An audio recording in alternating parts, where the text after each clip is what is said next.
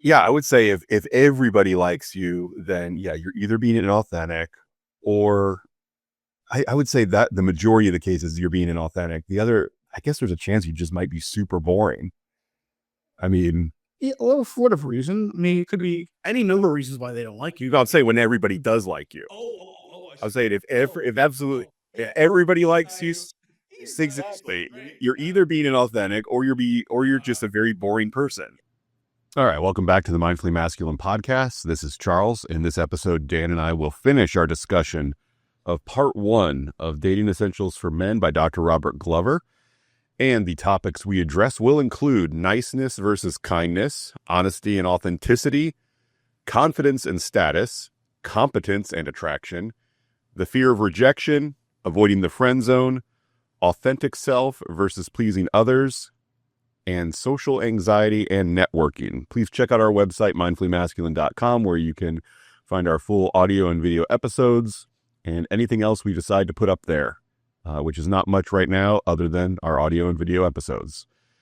Thanks and enjoy. Hey, Charles, how are you? I'm okay, Dan. Thank you. Let's get into chapter 10. This is our last chapter of first part of Dating Essentials for Men by Dr. Robert Glover. This one has the cringy title of Activating Women's Basic Biological Urges. Not super cringy, not the cringiest thing in this book, but still kind of. All right, so we're going to discuss why things like confidence and status and sexual intent are key to attraction, and why in either suppressing or not giving adequate space to these characteristics, we're doing worse with the ladies than we have to. So first, let's talk about the lie of niceness. And if you want to figure out how the impulse or the drive to be nice, it can definitely hurt men and limit their positive outcomes, read No More Mr. Nice Guy by Dr. Robert Glover. First book that he really got famous for, talks about that a lot. And let's adequately define niceness versus kindness, where kindness is the goal. Kindness is the way that you should be and should appear to people. You should appear to be a kind person and a kind man, where niceness is trying to appear kind for all the benefits without any of the authenticity. Yeah. So a nice guy is a guy who's trying to look kind even though he's not.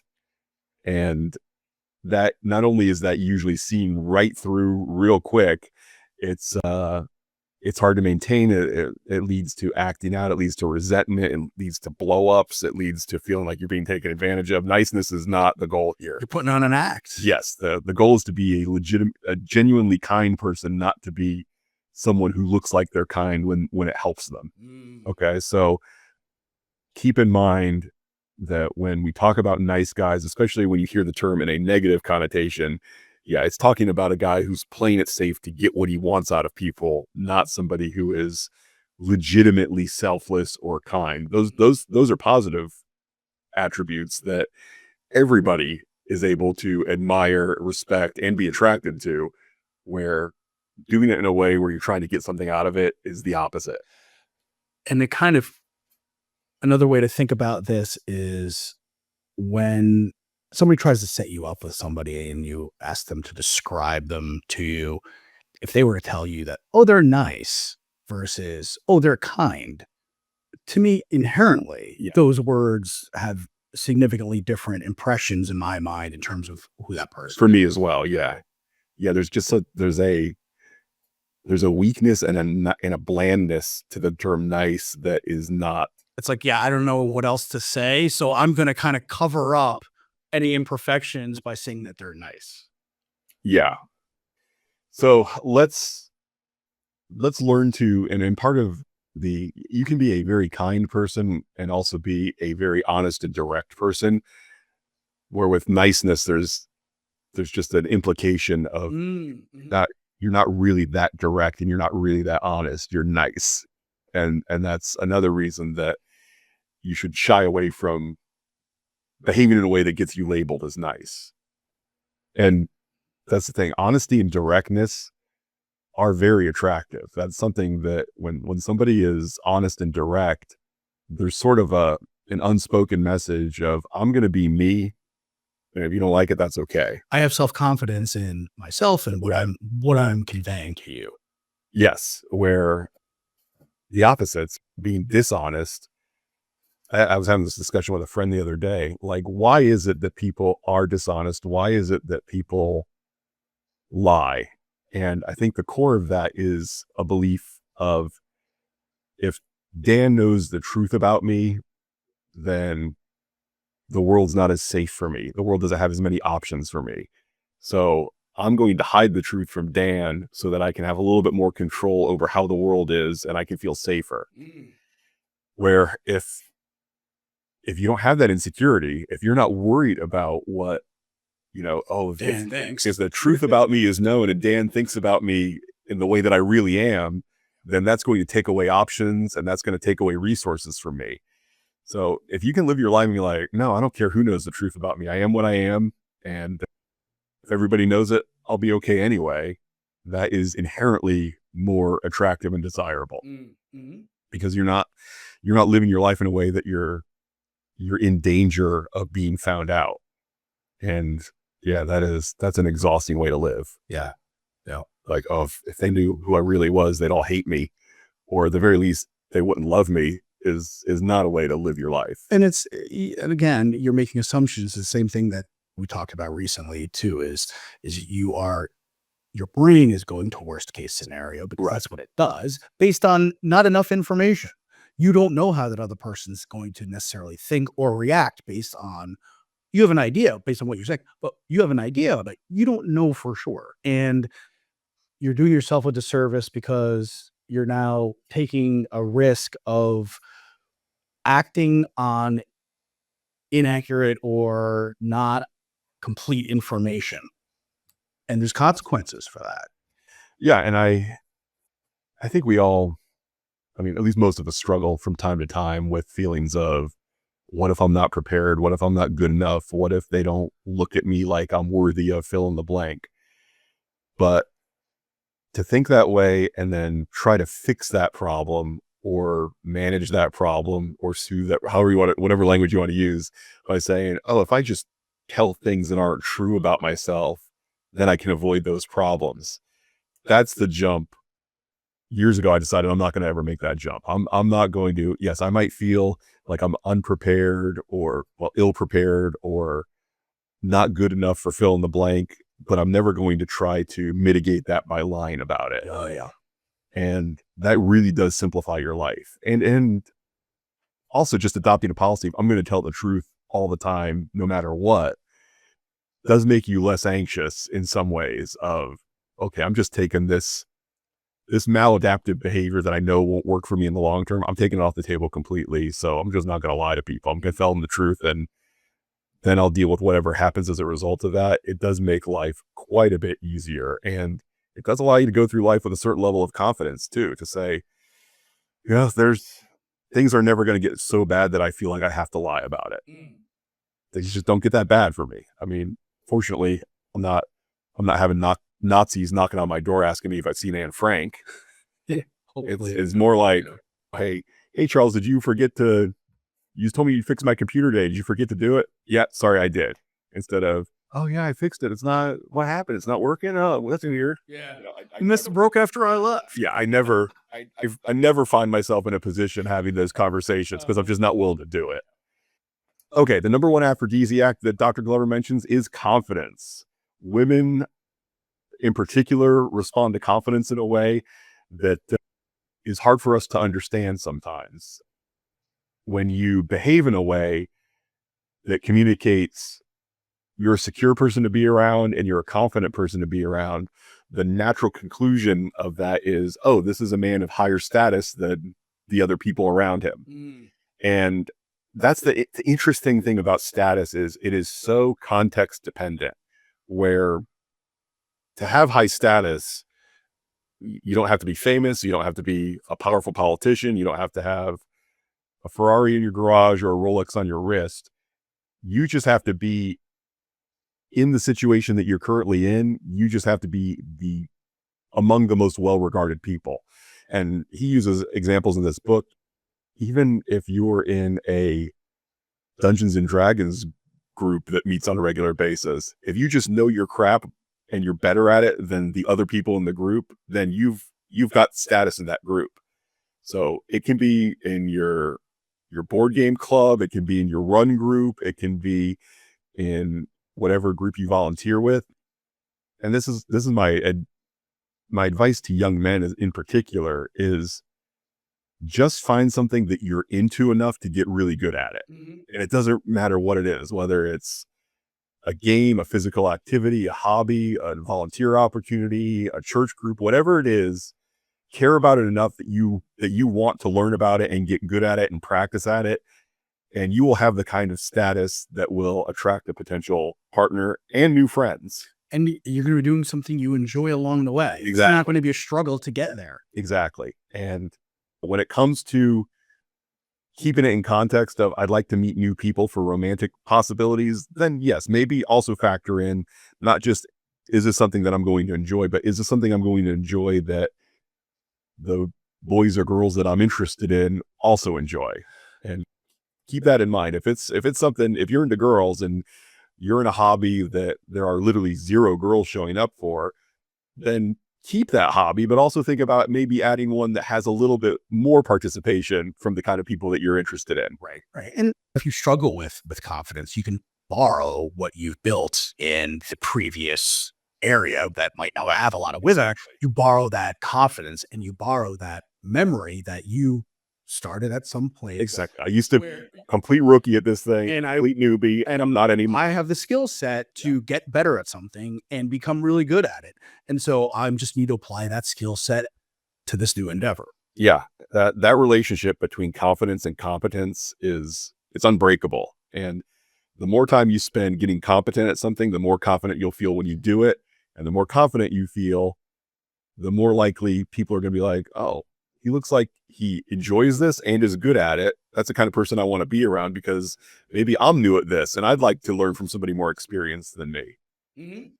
And start with the confidence is portable. The competence, not so much. I mean, you can bring confidence from another area into the new area. The competence, it only grows by the reps. You just got that new thing that you're first trying, you're not going to be competent until you practice at it and get good at it. But the confidence, like you said, you can borrow from other domains. And that signals to other people that you can build that competence in other areas, right? It's the potential. I think Glover or somebody else had said basically a lot of the most attractive traits that men can display for women is not necessarily being successful. It's having the potential to be successful, having that potential to achieve the things that you want to in life. And by having confidence in one area, that signals that you have the ability to build competence in whatever area or in a number of different areas. And I think that also tends to be an attractive quality and trait that it might be, it's kind of be under the surface a little bit in terms of why people or why women would be attracted to you. Yeah, it's interesting how the more interested we are in a girl, the more afraid we seem to be to express that interest and the more scared we are. Where it's so, It's counter to it, right? It runs counter to success. Sure. I was trying to say, yeah. Yeah.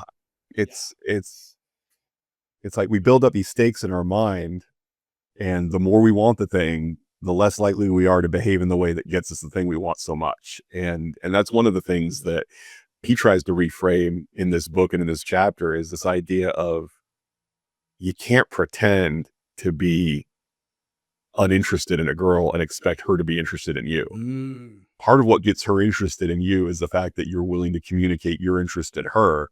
And the more you try to hide that because of your fear of rejection or whatever, the less attractive she's going to be. Now, he says something in this chapter, and the way he says it, I don't completely agree with. He says, women don't sleep with men that they know. They get to know the men that they want to sleep with. And again, I'm a guy who's been friends with a woman who I eventually started dating.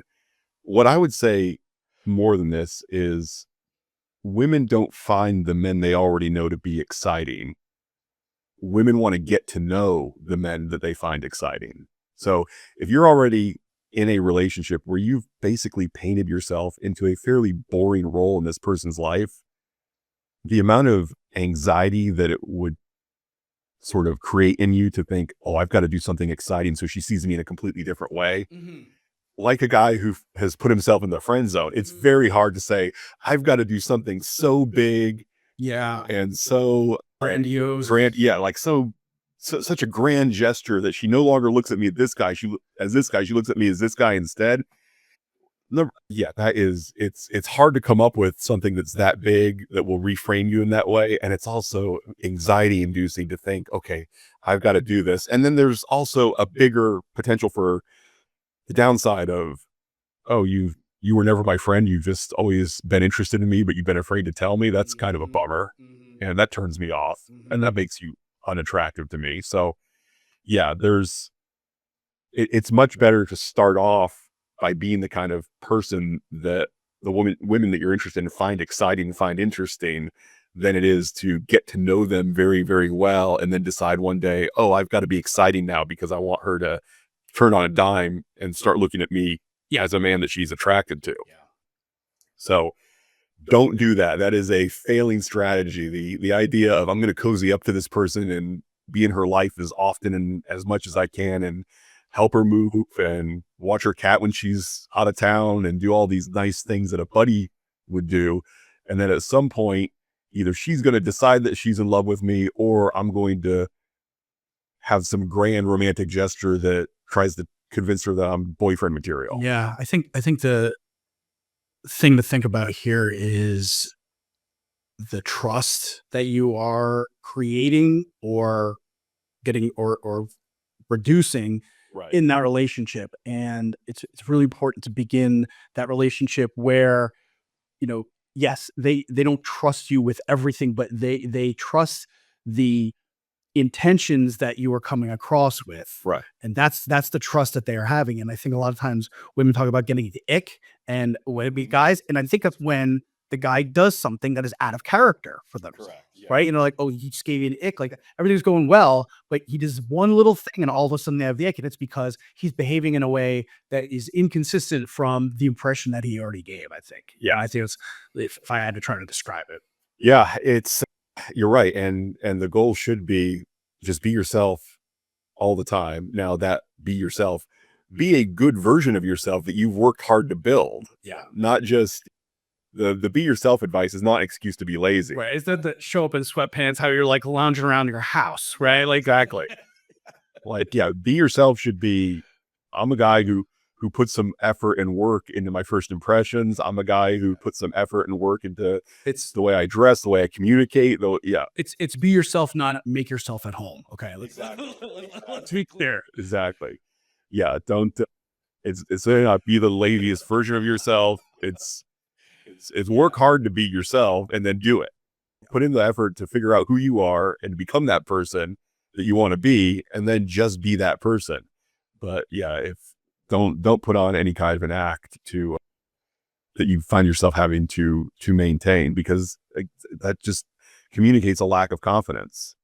I mean, there are things I do on a daily basis that I was just thinking yesterday. One of the things that I've read online that can give women the ick: a man eating an ice cream cone. I never even thought about that. The cup is okay, Right. but not a. Licking on an ice cream cone. I could see that being like a little kid, like a little boy-ish type Right. of thing where you can kind of get a little bit of an ick from that. Yeah. Okay. Yeah. I could see it. I don't care. I like ice cream cones. Yeah. Any girl that gets the ick from me enjoying an ice cream cone, she's not the girl for me. Everybody's gonna have to put the cup in the cone on. Absolutely not. Oh, no, God, no. It told me it turned off 99 women out of 100. I'd still eat ice cream cones because I like them. So I don't care. I'll hold out for the 1 out of 100 who doesn't care about it. Thought about that. That's Yeah. hysterical. But Google that. That'd be the top 10 things I wouldn't give women the ick. and we talk, Chat GPT. What gives him the ick? What gives him the ick? we should. Yeah, but whatever it is about the jokes I laugh at, the way I am with animals, the way I am with Taylor Swift music, I mean, there's a whole lot of those things that plenty of women can be like, oh, I can't believe he's into that. Good. You should know that. The sooner you know that about me, the less time we're going to waste of each other. Right. You can't. Right. I mean, if that's what you like, then own it and like it, and you'll find somebody who also appreciates that about you. That's not. Yeah, I have no interest. There is no girl that is pretty enough for me to spend the time and effort pretending that I'm somebody I'm not. Yeah. That she doesn't exist. I mean, think of the hottest celebrity, the girl that you think's the prettiest in the world. For me, she's not pretty enough for me to. Well, it's my girlfriend, so I mean. Yeah, your girlfriend's not pretty enough for me to act like I'm not me, which she will attest to when we hang out. At no point has your girlfriend ever thought Charles is acting like somebody he's not. Correct. Absolutely correct. Well, you got respect for that. So. Yeah, and I was in a class recently where me and the other people in the class gave each other feedback on how we sort of come across and how we present ourselves. And from the anonymous feedback I got, it would seem to be there was one person in the group of 10 or 11 that kind of wasn't into me. And at first it bothered me a little bit. I was like, man, I can't believe they said that about me. But then I thought, you know what?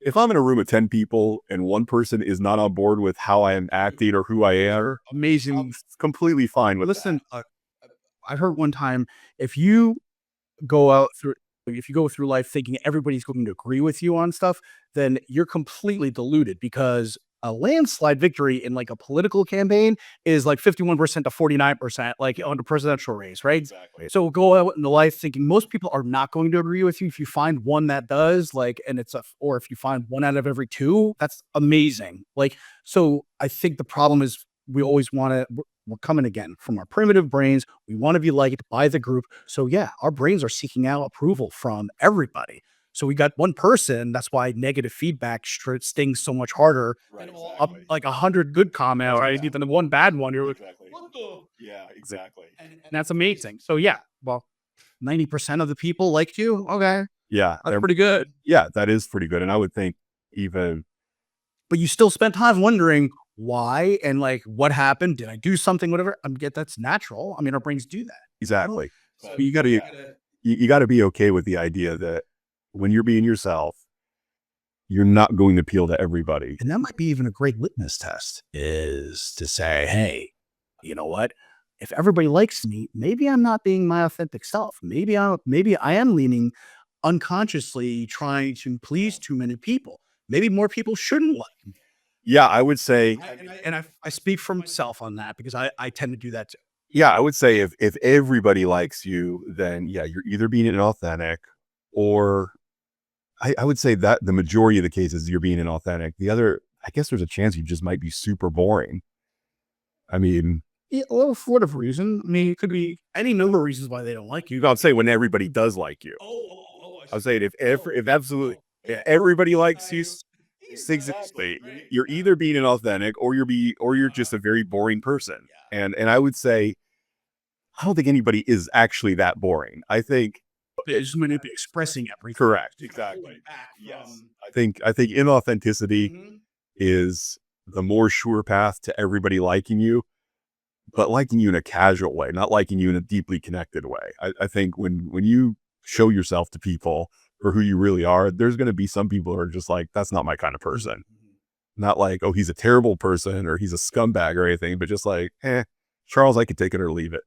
He's fine, I guess, but he's not my kind of guy. It's okay for people to have that opinion of you. That doesn't.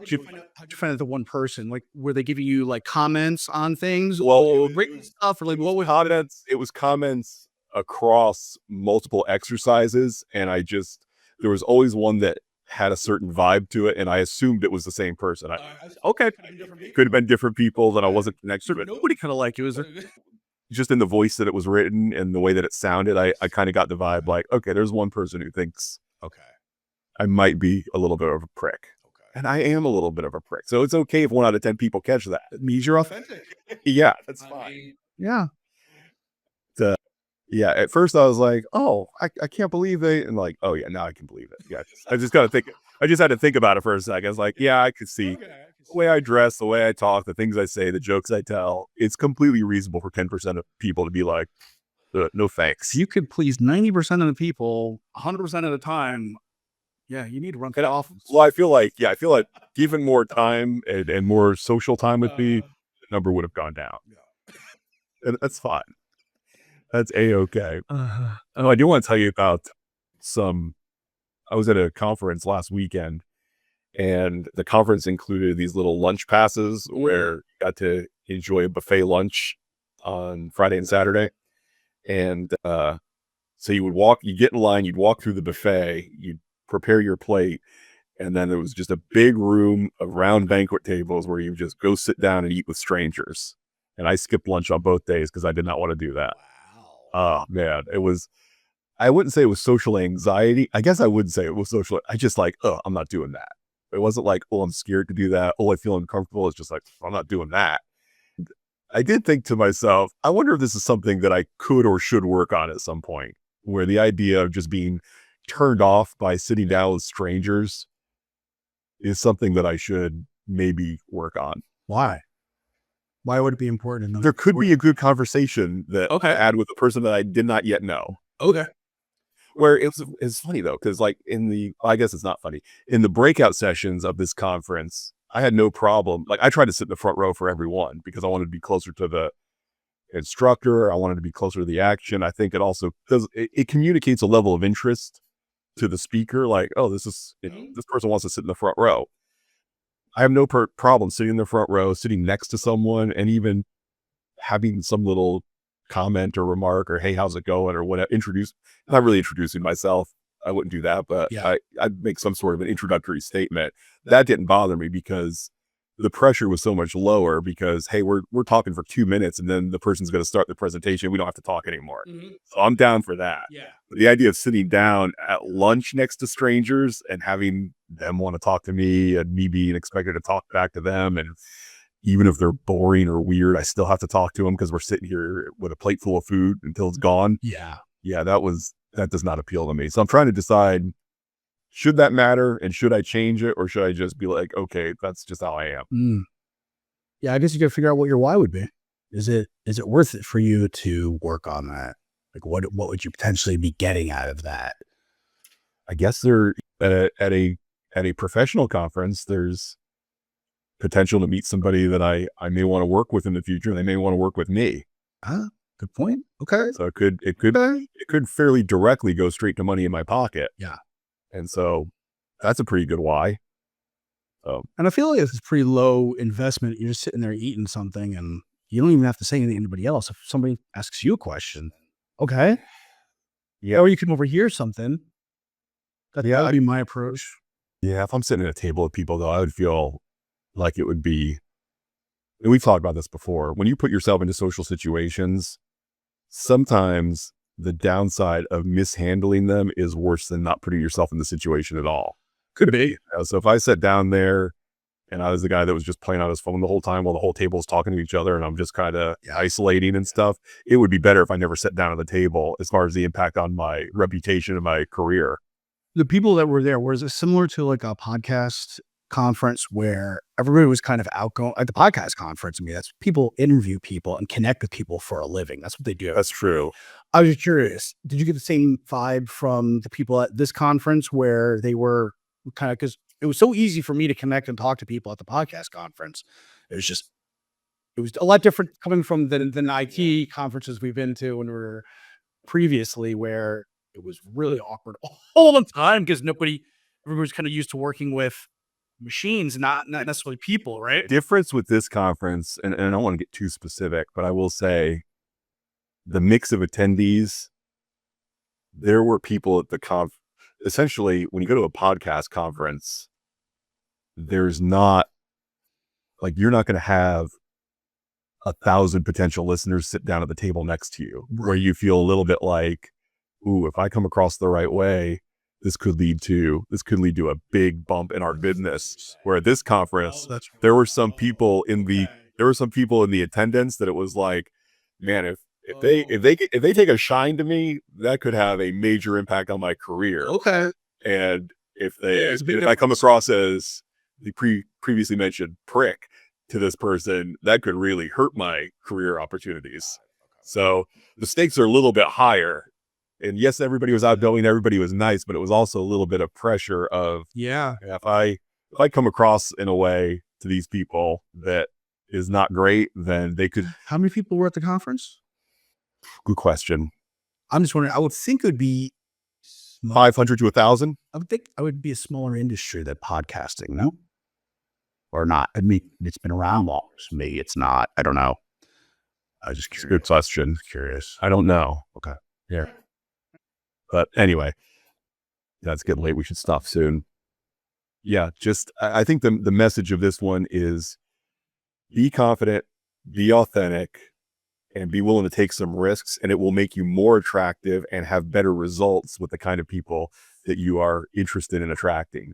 Where if you shy away from being authentic and taking some risk and being direct about what you're looking for, it's going to turn people off and your results are going to go down. So don't play it safe don't do what you think is safe, because in the long term, much like hiding money under your mattress, inflation's going to take away all your money. Yeah. If you just do that. Right. Where playing it safe with interactions with women, eventually it's going to take away all your money. You're going to look back 20 years ago and say, man, I wish I took some risks, because I got a lot of girls that I have crushes on who think I'm their friend and nothing else. And that's a shitty place to be. Yeah. Yeah.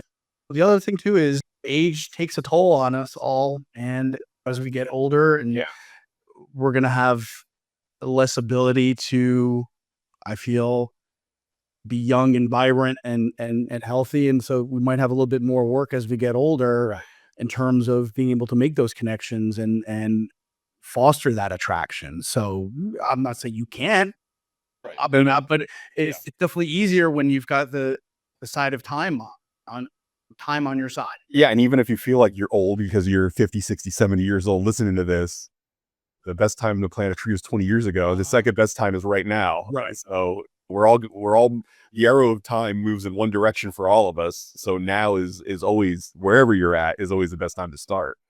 And so read this book, get started. That's it for us and the first half of Dating Essentials for Men. We will come back with our next episode on a different topic, which we're going to surprise you with. So I'm excited for that too. yeah. So listen and you'll see what it is next time. Thanks, Dan. Bye-bye. Bye. All right. There's another episode and another subject in the books. Thanks so much for listening to the whole thing. We certainly appreciate it. Again, check out our website, mindfullymasculine.com, where you can find our full episodes in both audio and video format. Thanks, and we'll talk to you next time.